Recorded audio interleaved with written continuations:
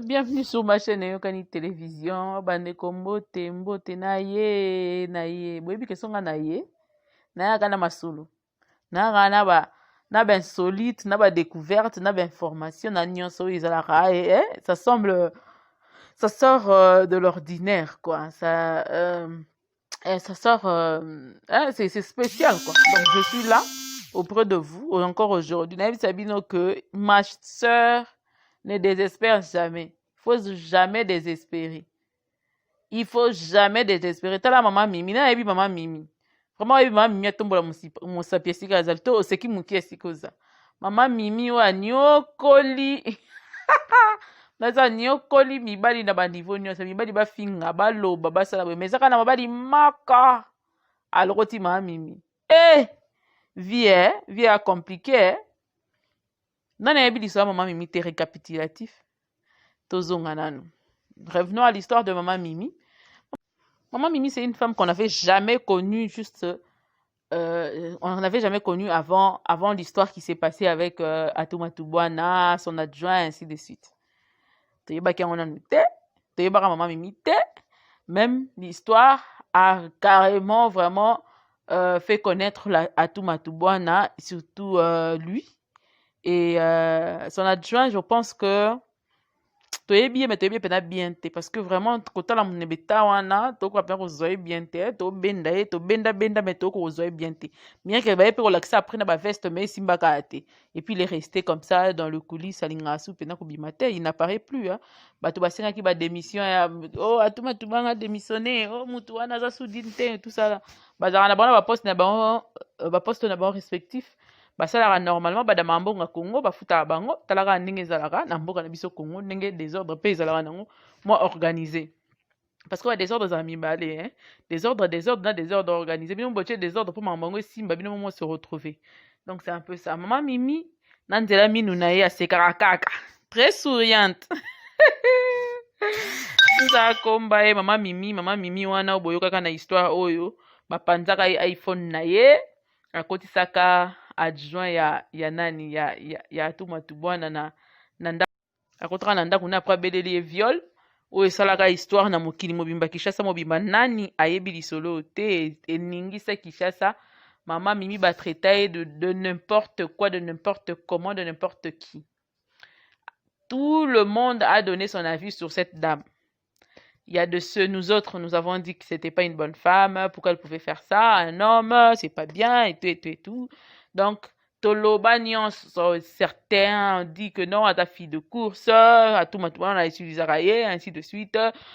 Donc, Moutounion a fait sa vie sur cette dame. Qui n'a pas donné son avis sur cette dame? Sora Zalara na Congo, c'est qu'à ça, hors périmètre cellulaire, il y a Maramba Congo.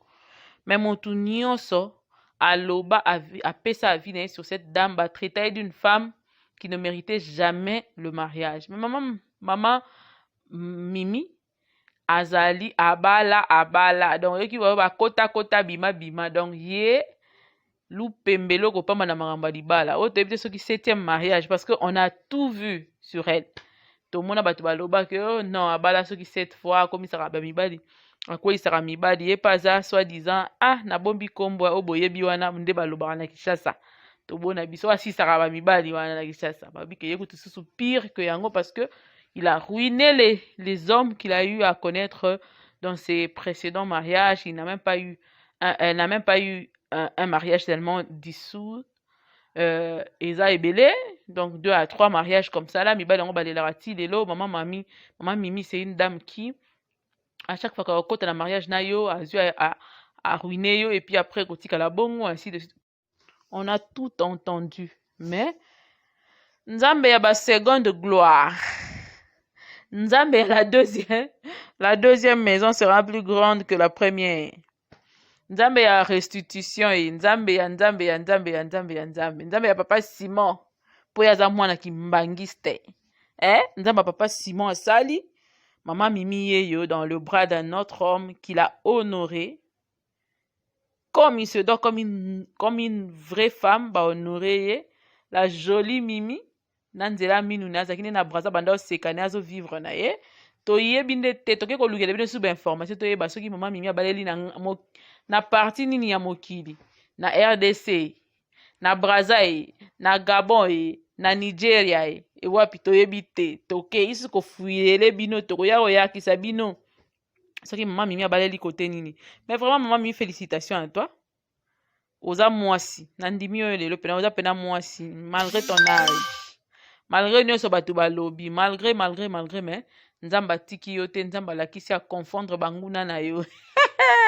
Mama nayebi si yo adjoint atuma tu bwana nayebi te soki ero aolala kote nini, tika naseka te lokola mama nani oyo komoni nani mwasi mo batiaka ye na baréseaux sociaux bafanzaka munoko bozoki mama songi mama nani donc mama mimi abali ndeko abali babi moninga abali sepela moni nazozena monisolo ezolekela ngai mboka makambo elekala na mboka esalamaka na Congo, botama Congolais oyoka elenge ya ovivre, yoka botama Congolais oyoka elenge ya bahistoire, botama Congolais oyoka elenge ya baépisode ya bamakambo ndenge osila oyo ezwi epesi oyo epesi. Donc toza na acheminement logique ya bahistoire on dirait ka neti ke toprépara yango avant toya na mokili, mais toyo okuta o bongo Congolais a mystique, Congolais a mystique, Congolais a compliqué, Congolais akaye. Donc mutu lokola Congolais azala te gu lokola Congo etikala kosalama te, baya Congo te barata obotama Congolais te orata grandeur ya makambo, orata biloko ebele ya malonga ya comédie malonga na compte ya comédie surtout, mais na compte pe ya richesse orata pe ya gaya. Et vraiment je vous dis naozanga commentaire nini na tia na kati ya video oyo, mais mama mimi abali bomoni bino moko video mama mimi abali na calmement à moins que c'est biso ka la publicité, so c'est que la publicité eloko moko to ya location ba voix to ya ba mituka to ya préparation soki ya nini wana toko ndima eko ko atténuer moi somme na biso, mais apparemment c'est vraiment une femme mariée quoi, na sourire pena ya ba marié, mais tonto asiliki makasi boto éviter soki nini nde pesi ekanda bon. Mais mama mimi abali donc esengo heureux ménage à toi mama mimi, vraiment tika moi adjoint atuma tu bwana afanda pe moi kimia yo pesala moi vie na yo po likambo pardon kimisa wana kishasa soki ndeni siko na ningaka na yeba mariage vraiment faut pas c'est mariage salami wapi to ke luka susu to koti labo to vérifier soki mariage salami côté nini po to banda luka yo to luki yo te mbile ko kozwa yo te po de klimaka. Espérons que mamba bien au salama turoyo heureux mariage à vous papa esengo na ona kozwa mwasi na o alinga ba jete, mais seulement mama mimi conseil gratuit ko filmer chérie na ote mobali na yo makambo te bobebani ozio filmer ye obengi basoda bakanga ye soki ndenge te tolingi yango te, bozala malamu bokende liboso bozala bien nzambe asunga bino esimba kande ezalaka kande basala yango. Voilà pourquoi mes sœurs, oh mes sœurs, ne désespérez pas. Bon désespérez, te la maman mimi après parcours nyonso, après nyonso outi ko sala maman mimi abali. Lelo maman mimi abali. Bongo yo muto désespéraka à chaque ni déception ngana ko kufa. Yako mi diembika. D'ailleurs kuto. Ngai pena ndongo biso ka muta ndoki. Tiko noka yango na famille ba maman mimi bandoki bazala te. Po maman mimi abala ye pena ke na wawa asala ba jeter. Maman mimi pesa pe baninga sekele ya ko balaka 1 2 3 4 fois.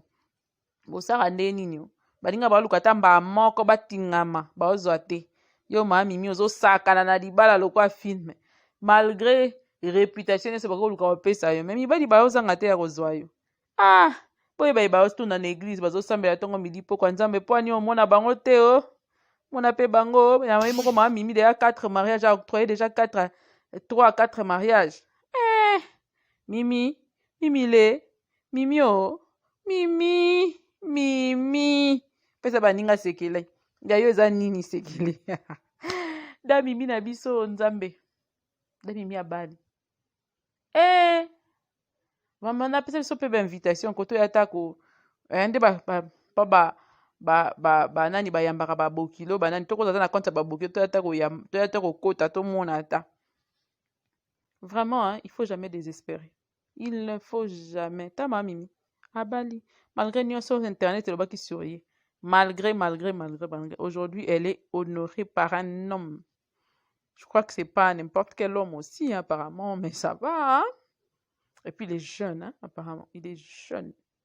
Eh, Mimile. Félicitations à vous. Heureux mariage. Félicitations à vous. Les nouveaux mariés. Bokeli Bousso. Mais boteya na ye. Makambo toyela biso papa na internet. Toboyi makambo wana. Biso tolingi na biso bovanda malamu, bokoba, bosema nyonso eleka bien. Je crois que na osuka wana, nalobi. Je crois que na osuka, nalobi trop. Nabi vraiment ebele. Maloba nde ezanga ngai, bo comprendre. Na quel labo, hein? Na ozonga kala mingi te. Générique.